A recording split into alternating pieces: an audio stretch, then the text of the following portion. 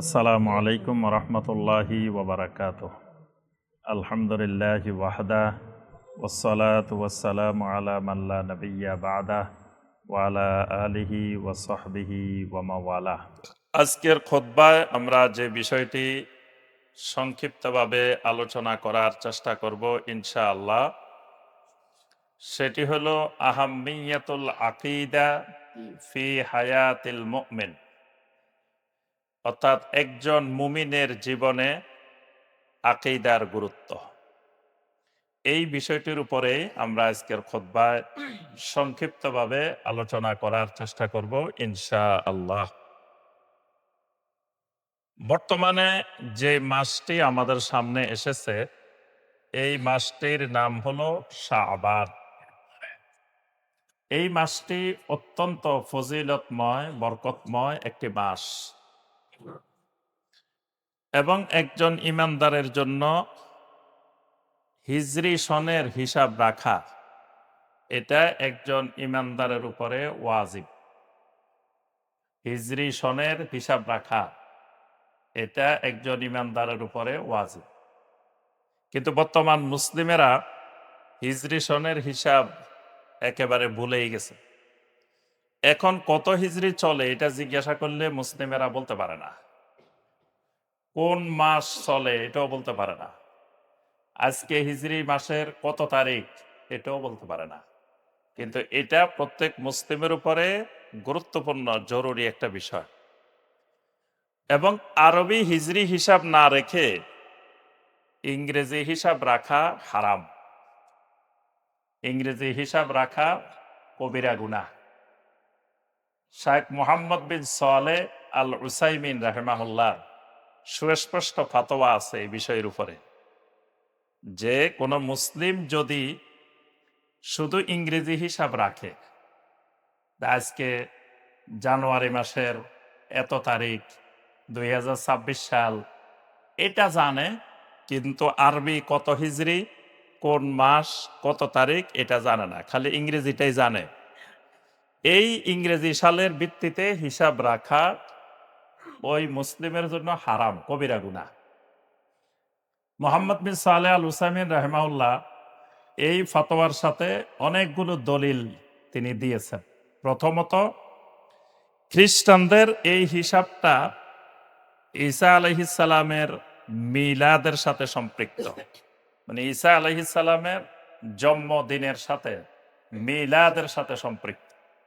তো যিনি ইংরেজি হিসাব রাখেন তিনি মিলাদে বিশ্বাসী, জন্ম জন্ম সাল, জন্ম তারিখ পালনে বিশ্বাসী, যেটা ইসলামে বৈধ না। দ্বিতীয়ত, এটা বিজাতীয় কালচার, এটা ইসলামের কালচার না। ইংরেজি হিসাবটা অমুসলিমের কালচার, খ্রিস্টানের কালচার। সাহাবায়ে কেরামের যুগে ইংরেজি সাল ছিল পৃথিবীতে, কিন্তু খোলাফায়ে রাশেদিন কখনো ইংরেজি হিসাব রাখেন নাই। বরং তারা ওমর রাদিয়াল্লাহু তাআলা আনহুর খেলাফত কালে আলাদা হিজরি সন সমস্ত সাহাবায়ে কেরামের এজমার ভিত্তিতে তারা হিজরি সন নির্ধারণ করেছেন। তাহলে তাদের সামনে এটা বিদ্যমান ছিল, কিন্তু আমাদের সালাফেরা, সাহাবায়ে কেরামেরা এটার হিসাব রাখেন নাই, এটাকে রাখা বৈধ মনে করেন। তা আরো অনেক দলিলের ভিত্তিতে এটা রাখা ঠিক না। এজন্য প্রত্যেক মুসলিমের আরবি হিসাবটা জানা জরুরি। তো এখন যে মাসটা আমাদের সামনে চলতেছে এটা হলো শাবান মাস। এই শাবান মাস রমাদানের আগে অত্যন্ত গুরুত্বপূর্ণ একটি মাস। প্রথমত, এই শাবান মাস রমাদানের প্রস্তুতি নেওয়ার মাস। কারণ রমাদান হঠাৎ করে যখন রমাদান এসে যাবে, তখন রমাদানের যে আমলগুলো করা দরকার, সেই আমলগুলো আগে থেকে যদি অভ্যস্ত না হয়, অনুশীলন না করে, তাহলে হঠাৎ করে আসলে তার জন্য কষ্টদায়ক হয়ে যায়। কারণ এবাদতটা অভ্যাসের ব্যাপার। যখন মানুষ ইবাদতকে অভ্যাসে পরিণত করে, তখন ইবাদতটা আল্লাহ পাক সহজ করে দেন। কিন্তু এটা অভ্যাসে না থাকলে হঠাৎ করে করতে গেলে এটা সহজ হয় না, কঠিন মনে হয়। এজন্য নবী সাল্লাল্লাহু আলাইহি ওয়াসাল্লাম শাবান মাস আসলে এত বেশি সংখ্যক সিয়াম পালন করতেন, যা রমাদান ছাড়া আর কোনো মাসে নবী সাল্লাল্লাহু আলাইহি সাল্লাম করতেন না। এই মাসের অল্প কয়দিন বাদ দিয়ে কানা ইয়াসুমু শাবানা ইল্লা কলিলা, নবী সাল্লাল্লাহু আলাইহি সাল্লাম অল্প কয়দিন বাদ দিয়ে পুরা শাবান মাসে সিয়াম পালন করতেন। এজন্য শাবান মাস বেশি বেশি সিয়াম পালনের, রমাদানের প্রস্তুতির মাস। দ্বিতীয়ত, এই শাবান মাসে নবী সাল্লাল্লাহু আলাইহি সাল্লাম বলেন, বান্দার আমল আল্লাহ রাব্বুল আলামিনের কাছে পেশ করা হয়। তো বান্দার আমলটা এমন অবস্থায় পেশ করা হোক, বান্দা এটাই চাইবে যে যেন আমি আমলে সলে করা অবস্থায় আমার আমলটা আল্লাহ রাব্বুল আলামিনের কাছে পেশ করা হোক। এজন্য এই মাসটা বেশি বেশি আমলে সলেহ করার মাস। এই মাসটা হিসাব নিকাশ করার মাস। কারণ সামনে যে রমাদান আসতেছে, রমাদানের আগে আমার কয়েক ধরনের হিসাব নিকাশ ফাইনাল করতে হবে। ওমর ইবনে খাত্তাব রাদিয়াল্লাহু তাআলা আনহু যখন কোনো মুমিনের সাথে কারোর সাথে দেখা হইতেন, তখন একটা কথা বারবার তিনি ওমর রাদিয়াল্লাহু তাআলা আনহু স্মরণ করাই দিতেন, হাসিবু আনফুসাকুম ক্বাবলা আন তুহাসাবু ওয়াজিনু আনফুসাকুম ক্বাবলা আন তুওয়াজানু। ওমর রাদিয়াল্লাহু তাআলা আনহু বলতেন, হাসিবু আনফুসাকুম, তোমরা তোমাদের হিসাবটা করে ফেলো, ক্বাবলা আন তুহাসাবু, আল্লাহ রাব্বুল আলামিন তোমার হিসাব নেওয়ার আগে তোমার নিজের হিসাবটা তুমি নিজে করে ফেলো। কারণ একদিন আল্লাহ রাব্বুল আলামিন তোমাকে হিসাব করার জন্য দায়িত্বটা দিবেন। কিয়ামতের ময়দানে আল্লাহ রাব্বুল আলামিন তোমার আমলনামাটা তোমার হাতে দিয়ে দিবেন। দিয়ে আল্লাহ বলবেন, ইকরা কিতাবাক কাফা বিনাফসিকাল ইয়াউমা আলাইকা হাসিবা। বান্দা, তোমার আমলনামাটা তুমি পড়ো, তোমার কিতাবটা তুমি পড়ো, আর আজকের এই দিনে তোমার হিসাবের জন্য তুমি নিজে যথেষ্ট। তাহলে সেদিন আমার হিসাব আমাকে করতে হবে, আমার আমলনামা হিসাবের কিতাব আমার সামনে চলে আসবে। এই জন্য ওমর রাদিয়াল্লাহু তাআলা আনহু বারবার বলতেন যে ওই হিসাবটা তুমি করার আগে দুনিয়াতে থাকতে তোমার হিসাবটা, তোমার নিজের হিসাব নিজে করে ফেলো। এজন্য আল্লাহ রাব্বুল আলামিন ঈমানদারদেরকে লক্ষ্য করে বলছেন, ইয়া আইয়ুহাল্লাযীনা আমানুত্তাকুল্লাহ ওয়াল তানজুর নাফসুম মা কদ্দামাত লিগাদিন ওয়াত্তাকুল্লাহ। ঈমানদারদেরকে লক্ষ্য করে দুইবার একই আয়াতে দুইবার আল্লাহ পাক ইত্তাকুল্লাহ ইত্তাকুল্লাহ বলেছে।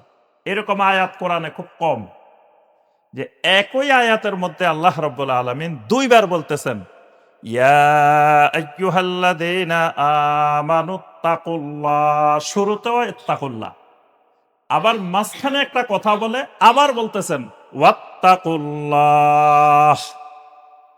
মাঝখানের কথাটা এই জন্য বিশাল গুরুত্বপূর্ণ জিনিস।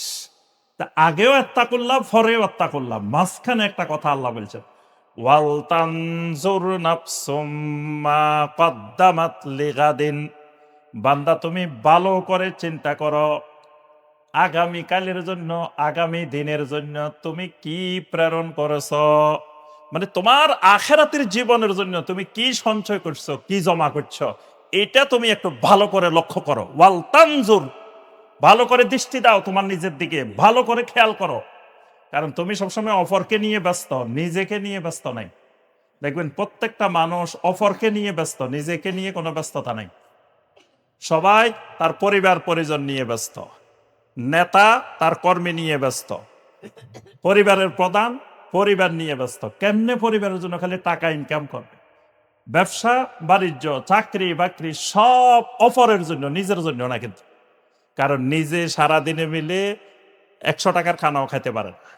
অনেকে আছে সারাদিনে মিলে রুটি একটা খায়, কিছু খেতে পারে না, কিন্তু সারাটা দিন অপরের জন্য, মানে অন্যকে নিয়ে ব্যস্ত।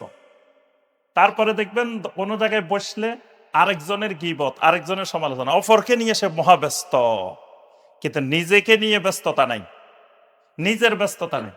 এই জন্য আব্দুল্লাহ ইবনে মাসউদ রাদিয়াল্লাহু তাআলা আনহু যখন কারো সাথে দেখা হইতেন তখন একটা কথা স্মরণ করাই দিতেন, ফাউদ্দু মিন সাইয়্যাতিকুম। বসে বসে খালি সুবহানাল্লাহ গনিও না। আব্দুল্লাহ ইবনে মাসউদ রাদিয়াল্লাহু তাআলা আনহু বলতেন, গুনাহ গনো, বসে বসে গুনাহ গনো, তসবিহ নিয়ে গুনাহ গনো। আজকে দিনের মধ্যে গুনাহ কয়টা করছো, গত এক মাসে কয়টা করছো, গত এক বছরে কয়টা করছো, পুরা জিন্দেগিতে কয়টা গুনাহ করছো, গুনাহগুলা গনে ফেলো। কিন্তু মানুষের অভ্যাস, মানুষ খালি সুবহানাল্লাহ গনে, তাসবিহ গনে, ভালো জিকিরটা গনে, কিন্তু গুনাহগুলা কেউ গনে না। এই জন্যই আল্লাহ রাব্বুল আলামিন এখানে বলছেন ওয়াল তানজুর, ভালো করে দৃষ্টি দাও কোন দিকে, নাফসুন, তোমার নিজের দিকে তাকাও, নিজেকে নিয়ে সময় দাও, মা কদ্দামাত লিগাদিন, তোমার পরবর্তী জীবনের জন্য, আখিরাতের জন্য তুমি কি প্রেরণ করতেছো। তাহলে এই শাবান মাস হিসাবের মাস। রমাদান আসার আগে নিজের হিসাবটা নিজেকে করে ফেলতে হবে, কারণ রমাদান মাস তওবার মাস। তা এখন রমাদান মাস আসলে যদি হিসাব নিয়ে বসি, তো হিসাব করতে করতে রমজান চলে যাবে, তওবা করব কোন সময়? কারণ তওবা তো এক মুহূর্তে হবে না, একদিনে হবে না, 2 দিনে হবে না। তওবা পুরো রমজান মাসও লাগে যেতে পারে, রমজান মাসে শেষ নাও হইতে পারে। কারণ যেগুলো বান্দার হকের সাথে তওবা, সেগুলো তো একদিন 2 দিনে হবে না। ধরুন আমি জীবনে 5 কোটি টাকা সুদ খাইছি, তো এই সুদ যে ফেরত দিতে হবে, তো এটা তো আমার 1-2 দিনে তওবা হবে না। তো ঘুষ খাইছি 10 কোটি টাকা, এখন 10 কোটি টাকা তো আমাকে ফেরত দেওয়া লাগবে মানুষকে, তো এটা তো একদিন 2 দিনে হবে না, 10 বছর 20 বছরও লাগতে পারে এটা তওবা।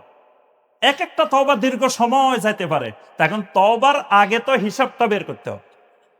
এই জন্য ওমর রাদিয়াল্লাহু তাআলার এই কথাটা আমাদের সালাফেরা যুগে যুগে বারবার যার সাথে দেখা হইতো খালি এই কথা বলতেন, হাসিবু আনফুসাকুম ক্বাবলা আন তুহাসাবু ওয়াজিনু আনফুসাকুম ক্বাবলা আন তুওয়াজানু। তোমার ওজন করার আগে নিজের ওজনটা নিজে করে ফেলো। একদিন তোমাকে মিজানের মধ্যে ওজন করা হবে। 3টা জিনিস তোমার মিজানে ওজন হবে, তোমার আমল নামা ওজন হবে, তোমার আমল ওজন হবে, তোমার নিজেকে ওজন করা হবে। তো ওই ওজন করার আগে দুনিয়াতে থাকতে তোমার ওজনটা তুমি নিজে করে ফেলো। মানুষ নিজের ওজন বুঝে না। মানুষের পৃথিবীতে আরেকটা খারাপ অভ্যাস, মানুষ নিজের ওজন বুঝে না। যেই মানুষ নিজের ওজন বুঝে সেই মানুষ বুদ্ধিমান। মানুষ বুঝে না যে আমি মানুষটা কতটুকু, আমার শক্তি কতটুকু, আমার পাওয়ার কতটুকু, আমি কোন পর্যায়ের মানুষ, এটা কিন্তু বুঝে না। দেখবেন সবাই বলে যে বেটা আমারে চিনস, আমি কে, আমি অমুক, মানে সবাই বড়। সে তার ওজন বুঝে না, কেউ তার ওজন বুঝে না। ওজন মাত্রা বুঝে না যে আমি কোন লেভেলের মানুষ, কোন পর্যায়ের মানুষ। আমি যে কথাটা বলতেছি, আমি কোন পর্যায়ের মানুষ, কোন পর্যায়ের কথা বলে ফেলতেছি। মানুষ হইলাম আধা কেজি, কথা বলে ফেলতেছি 10 কেজি। তাহলে আমাকে কোন পর্যায়ের মানুষ, কোন কথা বলতে হবে, এটা আমরা ওজনটা বুঝি না। এই জন্য দেখবেন আমি আলেম হইলাম 1 কেজির, ফতোয়া দিয়ে বসে থাকি 20 কেজি। এটা আমরাও বুঝি না, আমাদেরও এই এই লবণ জ্ঞানের অভাব আছে। সব ফতোয়া সব আলেম দিবে না। যিনি যেই লেভেলের, যেই ওজনের আলেম, উনি ওই পর্যন্ত ফতোয়া দিবে, এর উপরে যাবেন। আর আমাদেরও অভ্যাস ভালো না। যেই শাইখ আসে সব শাইকের প্রশ্ন দিয়ে বসে থাকি, বুঝি না যে উনি কত কেজির শাইখ, কত কেজি ওজন বুঝি না। উনি যে লেভেলের ফতোয়া তো ওই লেভেলের দিবে, সবার কাছে ফতোয়া জিজ্ঞাসাও করা যাবে না। ওয়াজ করতে পারলে তার কাছে ফতোয়া জিজ্ঞেস করা যাবে না। কিন্তু বাংলাদেশে তো ওয়াজ করলে মনে করে যে উনি বড় আলেম, সবাই যায় তার কাছে ফতোয়া জিজ্ঞেস করে। তিনি ওয়াজ না করে তার তো এলেমের ওজন কদ্দূর এটা তো বুঝতে হবে। এই ওমর রাদিয়াল্লাহু তাআলা আনহুর এই কথাটা চিরন্তন এক সুন্দর কথা, যে জিনু আনফুসাকুম ক্বাবলা আন তুওয়াজানু, তোমার ওজন করার আগে তোমার নিজের ওজন নিজে করে ফেলা। তাহলে এই শাবান মাস হলো একটা ফ্যান গরম, শাবান মাস হলো যে তোমার হিসাবের মাস এবং ওজন করার মাস। এজন্য আমার ভাইয়েরা এবং বোনেরা, আমাদের ওই বিষয়টা আলোচ্য বিষয় না, তো খুতবার শুরুতে আমরা স্মরণ করাই দিলাম যে এই শাবান মাসের আজকে 3 তারিখ। এই অল্প কদিন পরেই আমাদের সামনে চলে আসতেছে শাহরুর রমাদান। এই জন্য আমরা এই শাবান মাসটা একটু ব্যস্ততা কমিয়ে নিজের হিসাব নিকাশগুলা করি এবং রমাদানের জন্য প্রস্তুতি গ্রহণ করি, নিজের ওজনটা মাপে ফেলি। যারা ডায়াবেটিস রোগী, যারা বিভিন্ন ধরনের রোগী, এরা কিন্তু সবসময় প্রতি মাসে মাপতে হয় সুগার কতটুকু আছে, ওজন কতটুকু আছে, কি কতটুকু আছে। একজন ইমানদারেরও এরকম মাপতে হয় প্রতি মাসে মেপে মেপে, যে আমার আমলের উন্নতি কতটুকু হয়েছে, ইমানের উন্নতি কতটুকু হয়েছে, আমার কোন আমলের ওজন কতটুকু, এগুলা সব মাপার মধ্যে রাখতে হয়। এজন্য এই শাবান মাসটা খুবই গুরুত্বপূর্ণ মাস, রমাদানের প্রস্তুতির মাস। আল্লাহ রাব্বুল আলামিন আমাদের সবাইকে তৌফিক দান করুন। এখন এই রমাদানের প্রস্তুতি, শাবান মাসের প্রস্তুতির একটা অন্যতম প্রস্তুতি হলো, অনেকগুলো প্রস্তুতির মধ্য থেকে একটা প্রস্তুতি হলো আকীদাকে বিশুদ্ধ করা। কারণ আকীদা যদি বিশুদ্ধ না হয়, সে রমাদান মাসে যত সিয়াম পালন করুক, যত তারাবি 20 রাকাত না 200 রাকাত আদায় করুক, কোরআনে কারিম খতম 100 বার দিয়ে দিক, তার 1 পয়সারও মূল্য হবে না। একটা আমলও আল্লাহ রাব্বুল আলামিনের কাছে তার কবুল হবে না। তাহলে রমাদান আসার আগে তার প্রথম কাজ তার আকীদাটাকে বিশুদ্ধ করে নেওয়া, না হয় তার আমলে কোনো কাজে আসবে না। এই জন্য নবী সাল্লাল্লাহু আলাইহি ওয়াসাল্লাম রমাদানের ফজিলত বর্ণনা করতে গিয়ে নবী সাল্লাল্লাহু আলাইহি ওয়াসাল্লাম বারবার এই কথাটা বলছেন, মান সামা রমাদানা ঈমানান ওয়া ইহতিসাবান গুফিরা লাহু মা তাকাদ্দামা মিন যামবিহি। যে ব্যক্তি রমাদান মাসের সিয়াম পালন করবে ঈমানান ওয়া ইহতিসাবান, ঈমান এবং ইহতিসাবের সাথে। তা এখন রমাদানের সিয়াম তো মুসলমানেরাই করবে, কিন্তু নবী সাল্লাল্লাহু আলাইহি ওয়াসাল্লাম শর্তটা লাগাই দিয়েছেন ঈমানান ওয়া ইহতিসাব। কারণ অমুসলিম তো রমজান মাসে সিয়াম পালন করার কথা না, সাধারণত মুসলিমেরাই তো রমাদানে সিয়াম পালন করবে। তাহলে মুসলমানদেরকে আবার বলার দরকার কি যে ঈমানান ওয়া ইহতিসাবান? তার অর্থ হলো মুসলমান সিয়াম পালন করবে, তার আকীদা বিশুদ্ধ নাও হইতে পারে।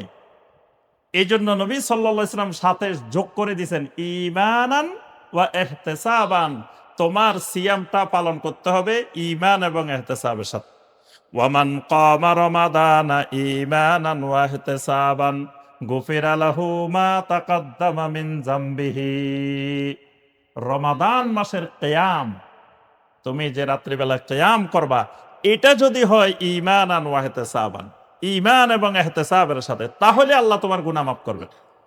ওয়ামান কামা লাইলাতাল কদরে ঈমানান ওয়া ইহতিসাবান গুফিরা লাহু মা তাকাদ্দামা মিন যামবিহি।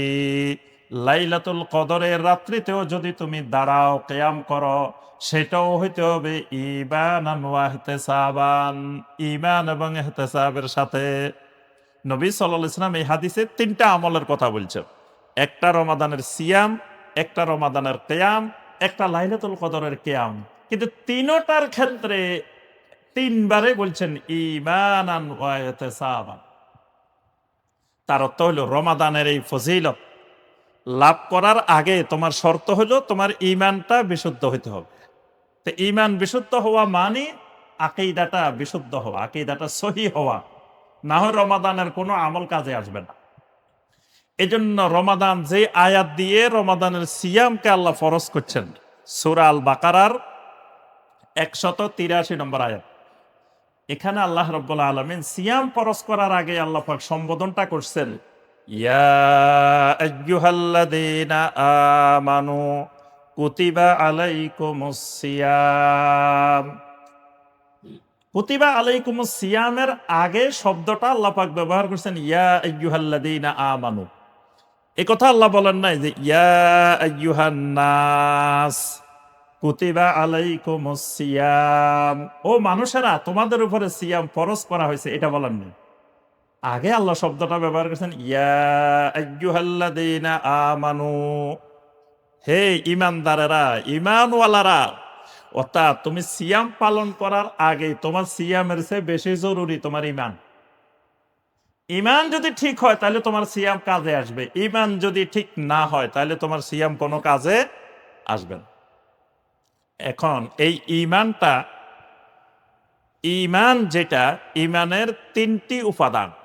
অর্থাৎ তিনটি উপাদানের সমন্বয়ে ঈমান হয়। তিনটি উপাদানের সমন্বয়ে ঈমান হয়। একটা হলো আল ইতিকাদ, একটা হলো কাউল, একটা হলো আমল। এই তিন জিনিস মিলে একসাথে এটার নাম ঈমান।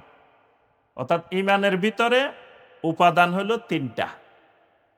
এই তিনটা যোগ হইলে এটার নাম ঈমান। তিনটার একটা যদি ঘাটতি থাকে এটা ঈমান হয় না। তাহলে এই তিনটার মধ্যে একটা হলো ইতিকাদ, মানে আকীদা, অন্তরের বিশ্বাস। এই বিশ্বাসের উপরে বাকি দুটা নির্ভর করে। বিশ্বাস যদি বিশুদ্ধ হয়, তার জবান দিয়ে কথাটাও বের হবে বিশুদ্ধ। বিশ্বাসে যদি গন্ডগোল হয়, তার জবান দিয়ে কথাটাও বের হবে গন্ডগোল, কথাটাও বের হবে ভুল। এবং ওই বিশ্বাসের আলোকে তার কাজে কর্মেও প্রতিফলিত হবে ভুল। এই কারণে ঈমানের তিনটি উপাদানের মধ্যে সবচাইতে গুরুত্বপূর্ণ উপাদান হলো আল ইতিকাদ বিল কলব, অন্তরের বিশ্বাসটা, আকীদাটা। এটা হলো সবচাইতে গুরুত্বপূর্ণ।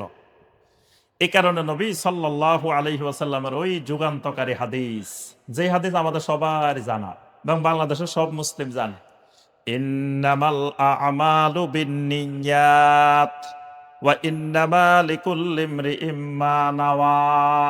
ইন্নামাল আমাল বিন্নিয়াত, এই বিন্নিয়াত মানে বিল ইতিকাদ। সমস্ত আমল নির্ভরশীল আকীদার উপরে।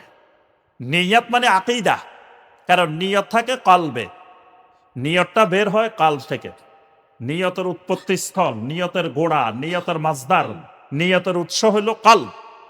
ঈমানেরও জায়গা হলো, ঈমানেরও মহল হলো কলব। ঈমানও থাকে কলবে, নিয়তও থাকে কলবে। এই জন্য নবী সাল্লাল্লাহু আলাইহি ওয়াসাল্লাম বলেন, ইন্নাল্লাহা লা ইয়ানজুরু ইলা সুওয়ারিকুম ওয়ালা ইলা আমওয়ালিকুম ওয়ালাকিন ইয়ানজুরু ইলা কুলুবিকুম ওয়া আমালিকুম। আল্লাহ রাব্বুল আলামিন তোমাদের চেহারা সুরতের দিকেও তাকান না, আল্লাহ রাব্বুল আলামিন তোমাদের সম্পদের দিকেও তাকান না। আল্লাহ রাব্বুল আলামিন যেদিকে তাকান সেটা হলো ইলা কুলুবিকুম, তোমাদের অন্তরের দিকে, তোমাদের কলবের দিকে, ওয়া আমালিকুম, তোমাদের আমলের দিকে। তাহলে আল্লাহ রাব্বুল আলামিন প্রথম দেখেন অন্তরের দিকে। এই অন্তরের দিকে দেখা মানেই হলো আকীদার দিকে। কারণ অন্তরে মূল পরিচালনাকারী শক্তি হলো কলব। কলবের মূল শক্তি হলো বিশ্বাস, আকীদা। আকীদা ছাড়া, বিশ্বাস ছাড়া মানুষ একটা কদম সামনের দিকে বাড়াইতে পারে না। আগে মানুষের বিশ্বাস জন্মিতে হয়, আকীদা তৈরি হতে হয়, তারপরে মানুষের পা চলে, হাত চলে, মুখ চলে। এর আগে মানুষের হাতও চলে না, পাও চলে না, কিছু চলে না আকীদার আগে। ধরেন আপনি যে জুমা পর্যন্ত আসছেন, এই মসজিদ পর্যন্ত আসছেন, আসার আগে, বাসায় থাকতে আগে আপনার আকীদা জন্মিতে হবে, আগে বিশ্বাস জন্মিতে হবে যে আজকে জুমা, ইয়াউমুল জুমআ, জুমার দিন, এখানে আমাকে হাজির হইতে হবে, এই হাজির হওয়াটা আমার জন্য জরুরি, এটা হাজির না হলে আমার দুনিয়া আখিরাতের বিরাট ক্ষতি হয়ে যাবে। এই বিশ্বাসগুলো যখন আপনার ভিতরে জন্মিবে, তারপরে আবার আপনি দেখবেন যে গোসলও করবেন, প্রস্তুতিও নিবেন, ওযুও করবেন, তাড়াতাড়ি আসার চেষ্টা করবেন। কিন্তু এই বিশ্বাস না জন্মিলে, এই আকীদা না জন্মিলে, এই লোকটা আর মসজিদ পর্যন্ত আসতে পারবেন। কোন লোক বাজারে যাইতে হইলে আগে তার আকীদা জন্মিতে হয়, আগে বিশ্বাস জন্মিতে হয় যে আমার বাজারে যাওয়াটা দরকার, বাজার করাটা দরকার, কারণ এটা খাইতে হবে, আমার এটা লাগবে। এই লাগাটা, জরুরতটা আগে অন্তরে তৈরি হয়, তারপরে মানুষ আবার এটা বাস্তবায়ন করে। এই জন্য ঈমানের ক্ষেত্রে সবচাইতে গুরুত্বপূর্ণ হলো আকীদা। মানে আমলের চাইতে, কথার চাইতে বেশি গুরুত্বপূর্ণ হলো আকীদা। এই কারণে আকীদা এমন এক জিনিস, যেই জিনিসের মাধ্যমে বান্দার সাথে ওয়ালা বাড়ার সম্পর্ক করা যায়। আকীদা ছাড়া ওয়ালা বাড়ার সম্পর্ক হয় না। ওয়ালা বাড়ার সম্পর্ক মানে কি? মানে আপনি আকীদার কারণেই একজন মানুষের সাথে সম্পর্ক গড়ে তুলবেন, বন্ধুত্বপূর্ণ সম্পর্ক গড়ে তুলবেন, আবার আকীদার কারণে একজন মানুষের সাথে সম্পর্ক বিচ্ছিন্ন করে দিবেন। আকীদার কারণে কারো সাথে সম্পর্ক তৈরি করা ফরজ, আবার আকীদার কারণে কারো সাথে সম্পর্ক বিচ্ছিন্ন করা ফরজ। এটা শুধুমাত্র আকীদার কারণেই হবে, আর কোনো কারণে হবে না। এজন্য নবী সাল্লাল্লাহু আলাইহি ওয়াসাল্লাম বলেন, আওসাকু উরাল ঈমান আল মুআলাতু ফিল্লাহ ওয়াল মুআদাতু ফিল্লাহ ওয়াল হুব্বু ফিল্লাহ ওয়াল বুগদু ফিল্লাহ। ঈমানের সবচাইতে মজবুত যে শাখাটি, মজবুত যে হাতলটি, সেটি হলো আল মুআলাতু ফিল্লাহ ওয়াল মুআদাতু ফিল্লাহ। আল্লাহর কারণে বন্ধুত্ব গড়ে তোলা, ভালোবাসা সৃষ্টি করা, আল্লাহর কারণে শত্রুতা করা। কারোর সাথে বন্ধুত্ব হবে আল্লাহর কারণে, শত্রুতা হবে আল্লাহর কারণে। আল্লাহর কারণে কিরকম? মানে আকীদার কারণে, বিশ্বাসের কারণে। একটা লোক কুফরি আকীদা পোষণ করে, তার সাথে আমার সম্পর্ক ছিন্ন করা ফরজ। একটা লোক শিরকি আকীদা পোষণ করে, তার সাথে আমার সম্পর্ক ছিন্ন করা ফরজ। আরেকজন লোক বিশুদ্ধ আকীদা পোষণ করে, তার সাথে আমার বন্ধুত্ব গড়ে তোলা, ওয়ালা গড়ে তোলা ফরজ। তার সাথে আমার যদি বন্ধুত্ব না থাকে, আমার ঈমানে থাকবে না। এজন্য নবী সাল্লাল্লাহু আলাইহি ওয়াসাল্লাম বলছেন, লা তাদখুলুনাল জান্নাতা হাত্তা তুমিনু। আমার উম্মতেরা শুনো, ততক্ষণ পর্যন্ত কোন লোক জান্নাতে প্রবেশ করতে পারবে না যতক্ষণ পর্যন্ত না ঈমান না আনবে। ওয়ালা তুমিনু হাত্তা তাহাব্বু। ততক্ষণ কোন মানুষ ঈমান আনতে পারবে না যতক্ষণ না এক মুমিন আরেক মুমিনকে ভালো না বাসবে। এক মুমিন আরেক মুমিনকে ভালো না বাসবে, ততক্ষণ সে ঈমানদার হবে না। এরপরে নবী সাল্লাল্লাহু আলাইহি ওয়াসাল্লাম বলেন, আমি কি তোমাদেরকে ভালোবাসার একটা জিনিস শিখাই দিব না, যেটা করলে তোমাদের মধ্যে বেশি বেশি ভালোবাসা তৈরি হবে? সেটি হলো আফশুস সালামা বাইনাকুম। তোমরা তোমাদের মাঝে পরস্পরে বেশি বেশি সালাম আদান প্রদান করো। সালাম দিলে তোমাদের মহব্বত বেড়ে যাবে। তাহলে এই যে আকীদার কারণে কিছু মানুষকে মহব্বত করা, ভালোবাসা, বন্ধুত্বপূর্ণ সম্পর্ক গড়ে তোলা ফরজ। আবার আকীদার কারণে কিছু মানুষের সাথে আমার সম্পর্ক বিচ্ছিন্ন করা ফরজ। তাইলে এই জমিনে চলতে হলে সবার আগে আমার ঠিক করতে হবে আকীদা। তারপরে আবার আকীদার ভিত্তিতে বন্ধুত্ব হবে, আকীদার ভিত্তিতে শত্রুতা হবে। আকীদা ছাড়া আমলের কারণে, শুধু আমলের কারণে ওয়ালা বাড়া হয় না, আকীদার কারণে ওয়ালা বাড়া হয়। আচ্ছা, আকীদা এমন এক জিনিস, মানুষ কবরে গেলে প্রথম যেই প্রশ্নগুলা হবে, আমরা সবাই জানি কমন হাদিস, আমরা যখনই কবরে যাব তখন কবরে মুনকার নাকির আসবেন, এসে প্রশ্ন করবেন। তো যেই তিনটা প্রশ্ন করবেন, তিনটা প্রশ্ন কিন্তু আকীদা, কোনো আমলের প্রশ্ন না।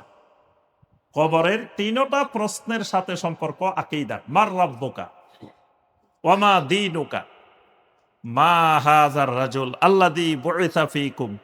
এই যে তিনটা প্রশ্ন হবে, তিনটা প্রশ্ন হবে আকীদার প্রশ্ন, আমলের প্রশ্ন হবে না। অর্থাৎ আকীদা তিনটা ঠিক হইলে আমল এমনি ঠিক হয়ে যাবে, আমলের আর প্রশ্ন করার দরকার নেই।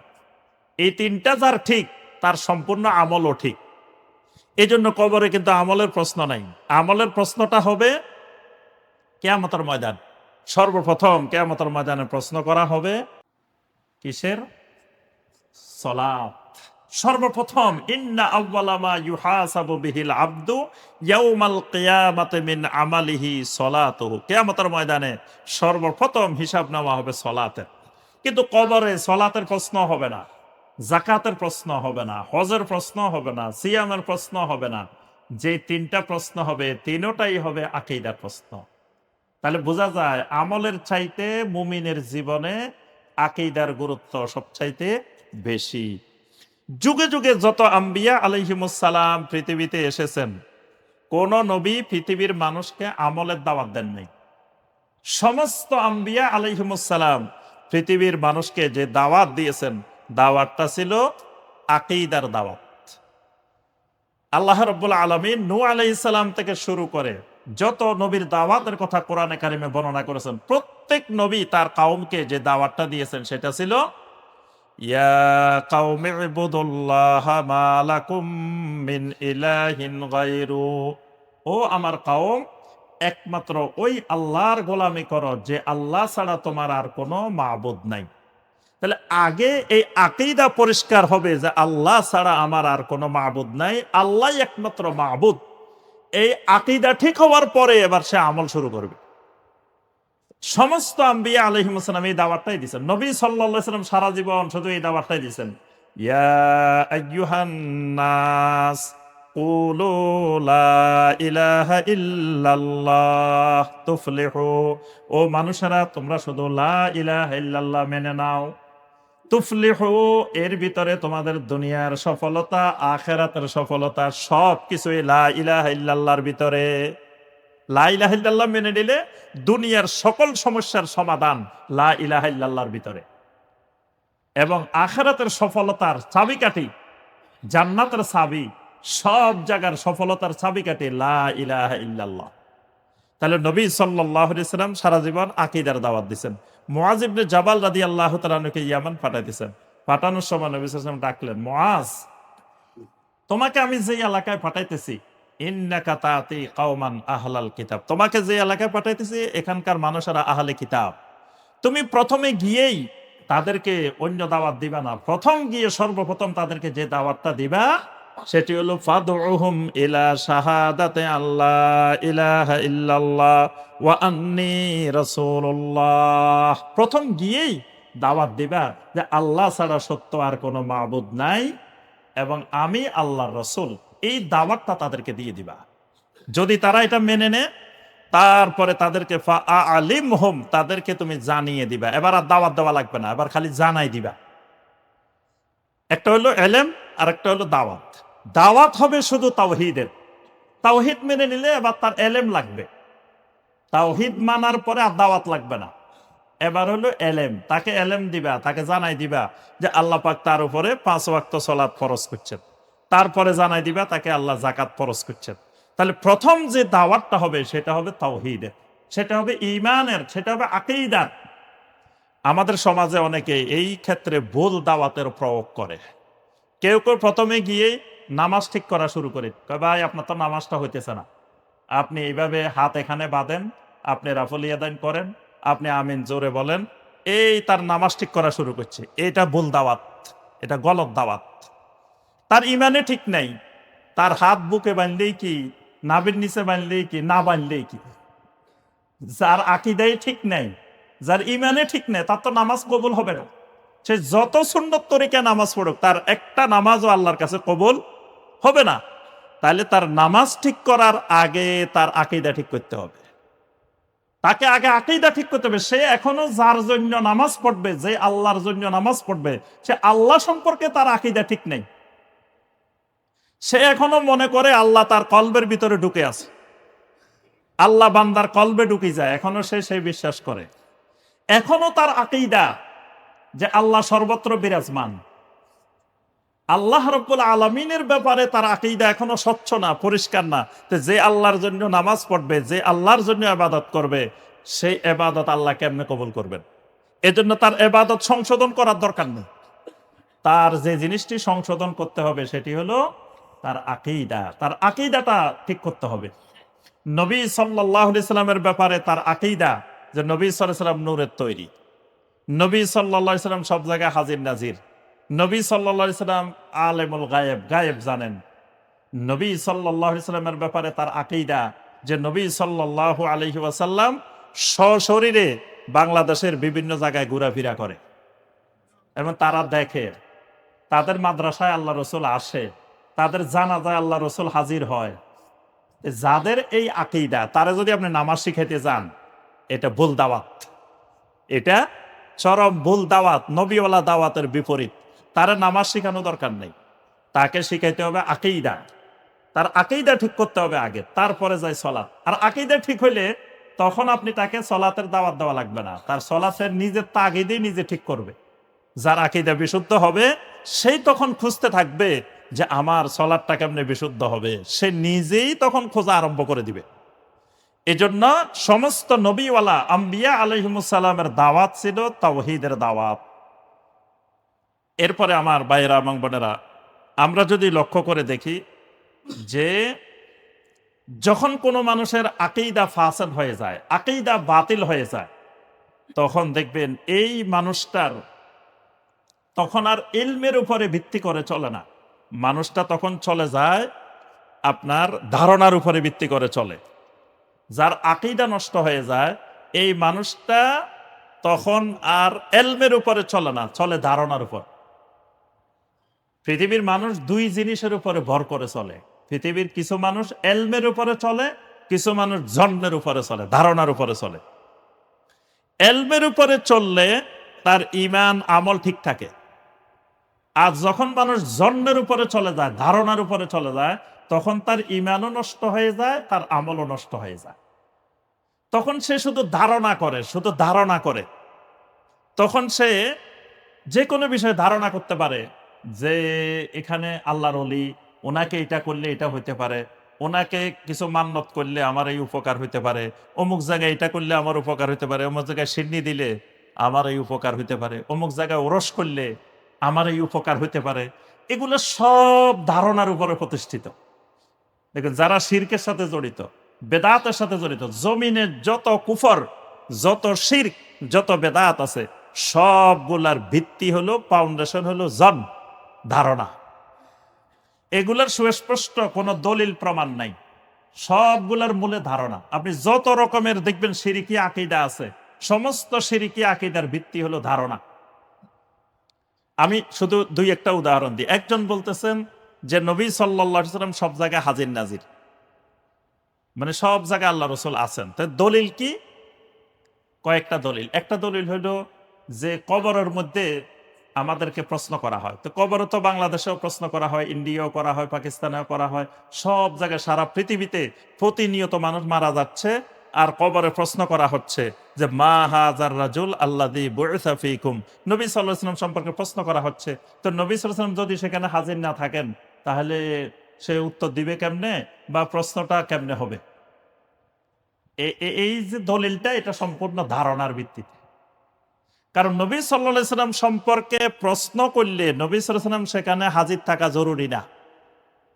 নবী সাল্লাল্লাহু আলাইহি সাল্লাম সম্পর্কে তার আকীদা কি, প্রশ্নটা হলো এটা। সেখানে নবী সাল্লাল্লাহু আলাইহি সাল্লাম থাকতে হবে, এই কথা কোরআন সুন্নাহয় কোথাও আসে নাই। কিন্তু তারা বিশ্বাস করতেছে নবী সাল্লাল্লাহু আলাইহি সাল্লাম সব জায়গায় হাজির। দলিল কি? দলিল হলো ধারণা। আচ্ছা, এরপরে তারা বলতেছে যে কোর্টে যদি বিচারের যখন বসে, তখন সাক্ষী যদি বলে যে আমি দেখিও নাই, শুনিও নাই, ছিলামও না ওখানে, তাহলে এই সাক্ষী গ্রহণযোগ্য হয় না। নবী সাল্লাল্লাহু আলাইহি ওয়াসাল্লাম কিয়ামতের ময়দানে আমাদের জন্য সাক্ষী দিবেন, তা আল্লাহ রসুল যদি এখানে হাজির না থাকেন, সাক্ষীটা কেমনে দিবেন? তাহলে এটা তার ধারণা, এটা দলিলের কথা না, এটা তার ধারণার কথা। এই ধারণার কারণে সে শিরিকের উপরে চলতেছে। তারপরে আপনার কিছু কিছু জায়গায় দেখবেন আজানের আগে দরুদ পড়ে, আসসালাতু ওয়াসসালামু আলাইকা ইয়া রাসূলুল্লাহ। এখন জিজ্ঞাসা করা হইলে, ভাই যে আপনি যে আজানের আগে দরুদ পড়লেন, এটা দলিল কি? তখন উত্তর হইল, কার উসিলায় সিন্নি খাইলেন, মোল্লা চিনলেন না।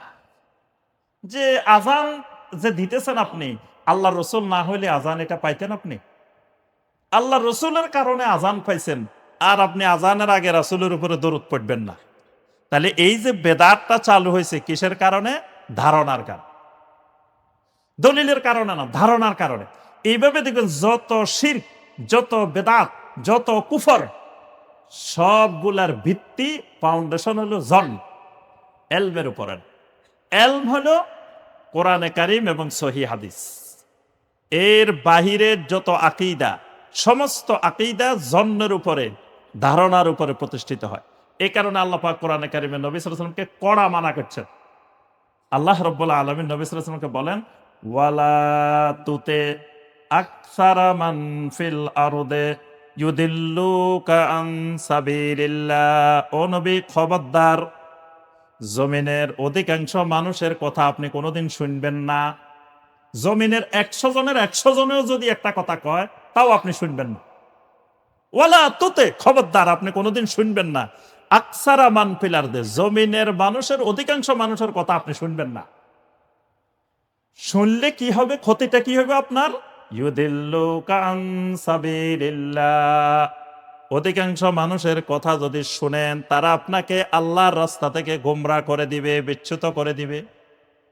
এই জন্য ইসলামে যদি কেউ বলে অধিকাংশ মানুষের রায় চূড়ান্ত, অধিকাংশ মানুষের কথা চূড়ান্ত, এটা কুফরি কথা, ইমান চলে যাবে।